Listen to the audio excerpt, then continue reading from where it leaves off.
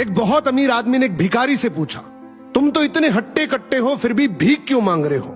भिखारी बोला, साहब मेरे पास महीनों से कोई काम धंधा नहीं है, अगर आप मुझे नौकरी दें तो मैं भीख मांगना छोड़ दूंगा।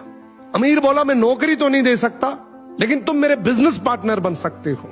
मेरे पास एक चावल का प्लांट है, तुम चावल बाजार में सप्लाई करो और मुनाफा महीने के अंत में बांटेंगे। भिखारी ने कहा, लेकिन कैसे बांटेंगे? क्या मैं 20% लूंगा और आप 80%?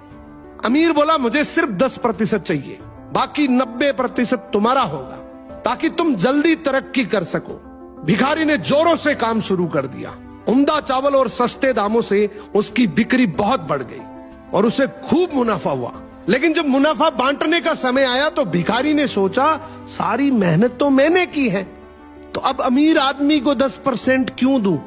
अगले दिन अमीर आदमी आया और जब हिस्सा मांगा तो भिखारी ने बहाना करते हुए कहा कि साहब मुझे तो बहुत नुकसान हुआ है, मुझे जितना मुनाफा हुआ है उतना तो कर चुकाना है, तो इस हिसाब से मुझे कोई मुनाफा नहीं होगा, तो आप इसके हकदार नहीं हैं। अमीर आदमी ने कुछ नहीं बोला और वहां से चला गया। भिखारी बड़ा खुश हुआ, सोचा सारा प्रॉफिट मेरा हो गया। अब भिखारी उन पैसे से रोज मौज करे। ऐसे करते करते उसके पास से सारे पैसे खत्म हो गए। अब पैसे भी नहीं है और काम धंधा भी नहीं है, तो मजबूरन उसको फिर से भीख मांगना शुरू करना पड़ा।